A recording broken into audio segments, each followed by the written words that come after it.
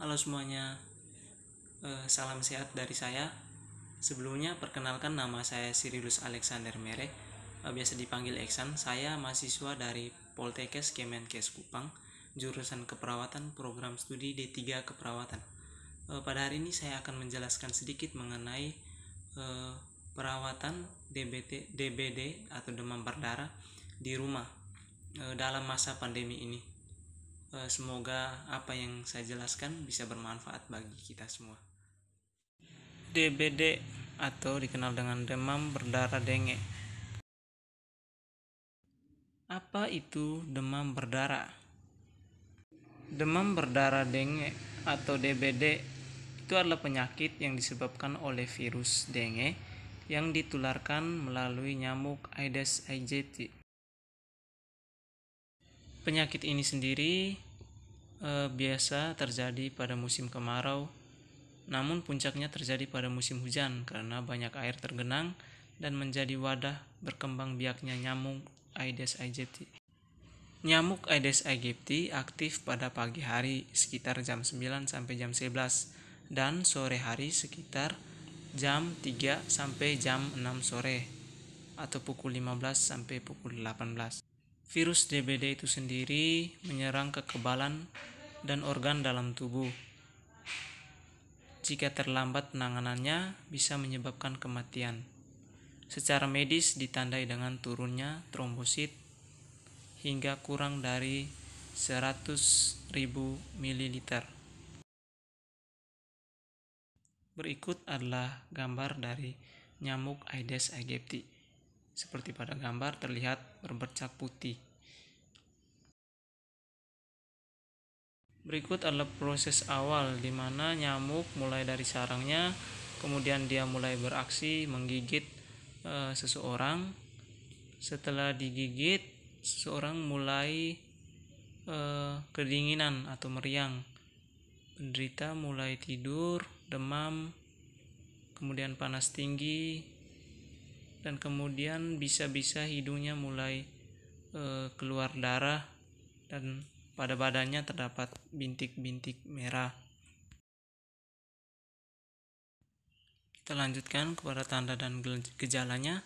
Yang pertama, mendadak demam tinggi selama 2-7 hari. Kemudian sering terasa nyeri di ulu hati. Muncul bintik-bintik merah pada kulit. Jika sudah parah, penderita gelisah. Tangan dan kaki mulai dingin. Kadang terjadi perdarahan di hidung atau mimisan. Berikut, bila berat dapat terjadi muntah atau buang air besar dan terdapat darah. Apabila telah terjadi situasi seperti tanda dan gejala yang setelah saya sebutkan pada keluarga bapak atau ibu sekalian, bisa dilakukan penanganan awal di rumah. Yang pertama yaitu minum air yang banyak. Yang kedua, kompres jika penderita mulai demam, atau berikan obat penurun panas. Bisa dibeli di apotek terdekat sesuai dengan resep dokter. Kemudian apabila demamnya atau tanda dan gejalanya sudah semakin parah, harap agar segera dibawa pada tempat pelayanan kesehatan terdekat seperti puskesmas ataupun rumah sakit terdekat. Dan di masa pandemi ini, Bapak Ibu harus memerhatikan protokol kesehatan. Berikut yaitu lakukan 4M+ seminggu sekali untuk pencegahan DBD. Yang pertama adalah menguras. Jadi bak-bak mandi di setiap kamar mandi Bapak Ibu yang ada di rumah harus menguras selama seminggu sekali. Kemudian memperhatikan menutup bak-bak atau botol-botol atau kaleng-kaleng yang di dalamnya terdapat air, karena itu merupakan tempat untuk nyamuk bersarang. Jadi harus diperhatikan. Yang berikut yaitu mengubur. Jadi semua bahan-bahan atau barang-barang bekas yang dapat menampung air hujan itu lebih baik dikuburkan saja. Yang berikut memantau. Jadi semua wadah air yang dapat menjadi tempat nyamuk untuk bersarang harus kita pantau. Apabila ada air, lebih baik dibuang atau dikuburkan saja. Yang berikut yaitu plusnya. Yang pertama, jangan menggantung baju misalnya di kamar bapak ibu. Mungkin ada pakaian-pakaian kotor, langsung ditempatkan di tempat lain, jangan digantung di balik pintu. Yang berikut ada memelihara ikan. Jadi ikan itu biasanya suka memakan jentik-jentik nyamuk. Jadi apabila ada kolam di rumah, lebih bagusnya ditaruh ikan. Yang berikut, menghindari gigitan nyamuk.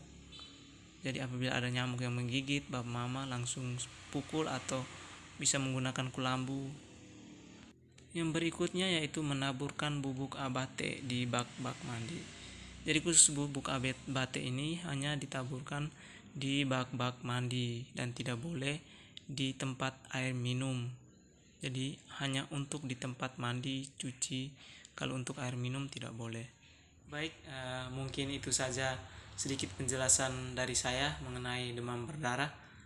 Salam sehat untuk kita semua. Semoga bermanfaat dan ingat selalu dalam keadaan seperti ini COVID, kita harus mematuhi protokol kesehatan dan menjaga diri kita serta keluarga.